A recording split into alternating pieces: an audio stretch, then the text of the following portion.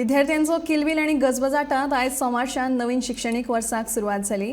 एके वटेन गिमाळे सुटये उपरांत शाळांची घंटा वाजिल्ल्यान विद्यार्थ्यां मदीं उमेद फाकिल्ली, जाल्यार दुसरे वटेन दिवचल शारा सयत कुळें, मडगांव, वाळपय, सत्तरी आनी गोंयच्या हेर वाठारांतल्या शाळांकडेन विद्यार्थ्यांची धांवपळ दिसून येताली।